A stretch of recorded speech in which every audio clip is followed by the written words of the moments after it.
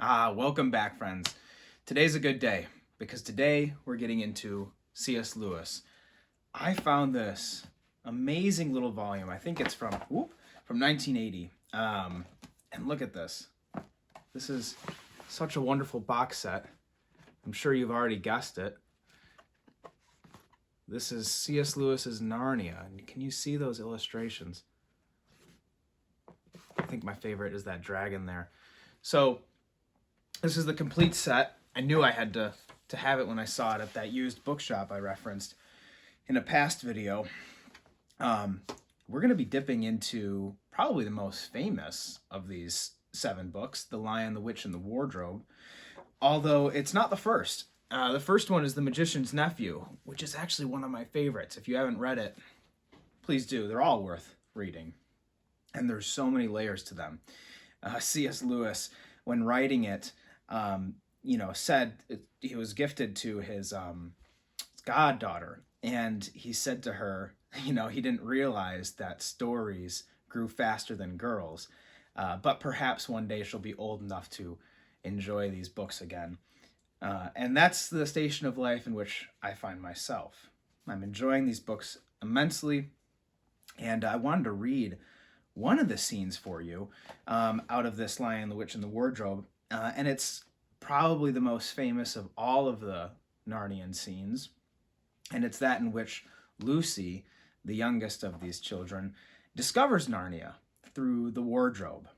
And to commemorate this reading, I actually have a new pipe here. It's a Savinelli. Look at that. A billiard, just like C.S. Lewis and Tolkien smoked, that beautiful British style, probably the most classic type of pipe there is. So I've got little lungs in the house. I won't be able to enjoy that while we talk, but after I will christen it, first firing with a beautiful Arrowhead blend I got from Flint, Michigan. So more on that in another video, but for now, let's dip into this wonderful book. And I want you to put yourself in Lucy's shoes. She's stepping in right now. It's a rainy day. They're at this new mansion exploring, and a wardrobe catches Lucy's eye, and everyone else goes off except for her.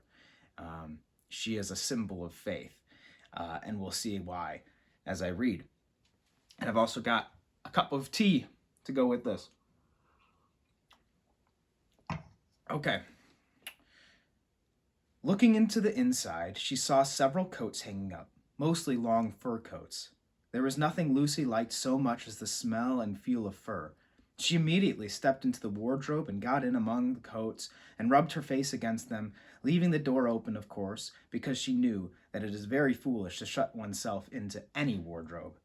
Soon she went further in and found that there was a second row of coats hanging up behind the first one. It was almost quite dark in there, and she kept her arms stretched out in front of her so as to not bump her face into the back of the wardrobe. Smart girl.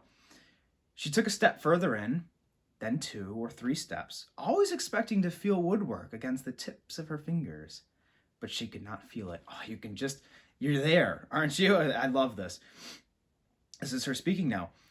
This must be a simply enormous wardrobe, thought Lucy. Thinking now. Going still further in and pushing the soft folds of the coats aside to make room for her. Then she noticed that there was something crunching under her feet. I wonder, is that more mothballs? She thought, stooping down to feel with her own hand. But instead of feeling the hard, smooth wood of the floor of the wardrobe, she felt something soft and powdery and extremely cold. You know what that is. This is very queer, she said, and went on a step or 2 further. Next moment, she found that her face was rubbing against something soft, some soft fur. Not soft fur, but something hard and rough, and even prickly. Why, it's just like branches of trees, exclaimed Lucy. And then she saw that there was a light ahead of her, not a few inches away, where the back of the wardrobe ought to have been, but a long way off.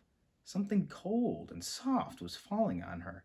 A moment later, she found that she was standing in the middle of a wood at nighttime with snow under her feet and snowflakes falling through the air. Lucy felt a little frightened, as would I, but she felt very inquisitive and excited as well. She looked back over her shoulder, and there, between the dark tree trunks, she could see the open doorway of the wardrobe and even catch a glimpse of the empty room from which she had set out. And this is in parentheses here. C.S. Lewis was a good teacher for little children. She had, of course, left the door open, for she knew that it is a very silly thing to shut oneself into a wardrobe. You know he had parents in mind when he wrote this. Don't get any ideas, little ones. It's the second time he mentioned that. It seemed to be still daylight there. I can always get back if anything goes wrong, thought Lucy. She began to walk forward, crunch, crunch over the snow and through the wood toward the other light. In about 10 minutes, she reached it and found it was a lamppost. As she stood looking at it, wondering why there was a lamppost in the middle of a wood and wondering what to do next, she heard a pitter-patter of feet coming towards her. The plot thickens.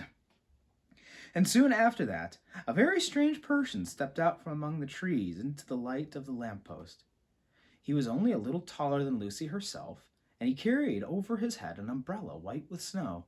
From the waist upward he was like a man, but his legs were shaped like a goat's. The hair on them was glossy black, and instead of feet, he had goat's hooves. At this point, I thought this was a villainous character on first reading. And as you'll see, there's a duality to this character, Tumnus, and I'll get into all of that. He also had a tail, but Lucy did not notice this at first, because it was neatly caught up over the arm that held the umbrella, so as to keep it from trailing in the snow. He had a red woolen muffler round his neck, and his skin was rather reddish too. He had a strange but pleasant little face, with a short pointed beard and curly hair, and out of the hair there stuck 2 horns, one on each side of his forehead. One of his hands, as I have said, held the umbrella. In the other arm he carried several brown paper parcels. What with the parcels and the snow, it looked as if he had been doing his Christmas shopping. He was a faun.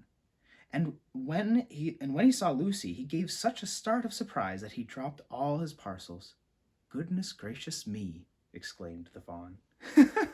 That's the end of the chapter. It's so good. As I mentioned, he's kind of a mixed bag, this Tumnus character. A faun. So he's got that donkey-ish quality to him. He's got the horns, he's got the cloven hooves. So your mind goes a little devilish. But he's also got just this beautiful, pleasant little face with a short pointed beard and curly hair. I mean, and as the story progresses, you'll see that he's sort of a person torn between serving the White Witch and between following the good. And Lucy's entering this world really is a breakthrough of innocence and joy and beauty and goodness into really a cruel, cruel world. It's almost incarnational. Looking at it from Lucy's perspective, she's the picture of innocence. She's the youngest. She has the most faith. Later on, she will be the most devoted to Aslan, who is just a stand-in for Jesus.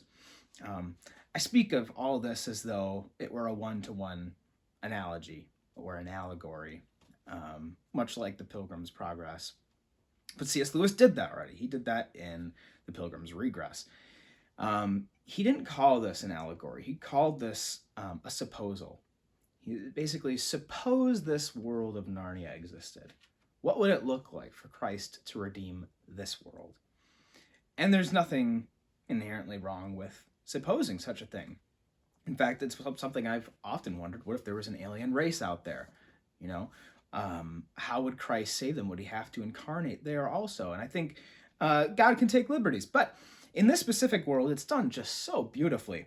So like I said, she's the picture of innocence. She's the young faithful. In fact, the Gospels tell us that you must become like a little child in order to enter, and that the kingdom belongs to such as these. So we're already supposed to sympathize with her and to take bold leaps of faith like she did. She was the only one that stayed behind to find out what this wardrobe was. If you even back up a little bit, Peter, the oldest, says, "Nothing there," said Peter. And they all trooped out again, all except Lucy. She stayed behind because she thought it would be worthwhile trying the door of the wardrobe, even though she felt almost sure that it would be locked. There's that skepticism of our age. But something pressed her forward. And that lamppost, too. It's almost, that's that last inkling of, I guess, the normal world. It's this mystical world, and you have a lamppost. And so it marks that liminal space between the worlds, and it's a guide rod. A wonderful, wonderful story. I think there's a lot to be gleaned from this story, and I encourage you all to read it. And if there's anything that you take away from this series, is that you should always follow Lucy. Whatever she's doing, wherever she's going, follow Lucy. And she leads you to Aslan. All right, well, I hope you have a great rest of your evening. I hope that you're able to sit down and perhaps enjoy a little bit of Lewis tonight as well. I am going to go enjoy some pipe tobacco.